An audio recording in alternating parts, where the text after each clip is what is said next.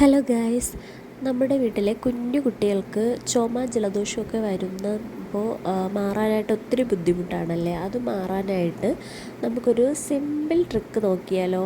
അതായത് ഇപ്പം നമ്മുടെ വീട്ടിലുള്ള തുളസിയില, പനിക്കൂർക്ക, അതായത് ഞവരയില ഉണ്ടാവുമല്ലോ, അത് നമുക്കൊന്ന് ചൂടാക്കിയെടുക്കാനായിട്ട് ഒരു ചെറിയ പാത്രം അടുപ്പിലേക്ക് വയ്ക്കുക. അതിലെ വെള്ളമൊക്കെ ഒന്ന് നന്നായിട്ട് വറ്റിയതിന് ശേഷം ഈ സാധനം നമുക്ക് അതിലേക്ക് ഇട്ടൊന്ന് ചൂടാക്കണം. ഒരുപാട് അങ്ങോട്ട് ആക്കണ്ട, ചെറുതായിട്ട് അതൊന്ന് ആ ഇല വാടിയാൽ മാത്രം മതി. വാടിയതിന് ശേഷം നമുക്കത് പിഴിഞ്ഞെടുക്കണം. ഇത് എനിക്കുള്ള കാപ്പിയാണ്, ചുക്ക് കാപ്പിയാണ്. അസുഖം വന്നാൽ എല്ലാവർക്കും വരുമല്ലോ. അങ്ങനെ അത് ഇപ്പോൾ വാടിയിട്ടുണ്ട്. ഇനി നമുക്കിതിനെ പിഴിഞ്ഞെടുക്കണം. പിഴിഞ്ഞതിന് ചാറെടുക്കണം. ചെയ്ത് കൊടുക്കുകയാണെന്നുണ്ടെങ്കിൽ അസുഖമൊക്കെ പെട്ടെന്ന് മാറും.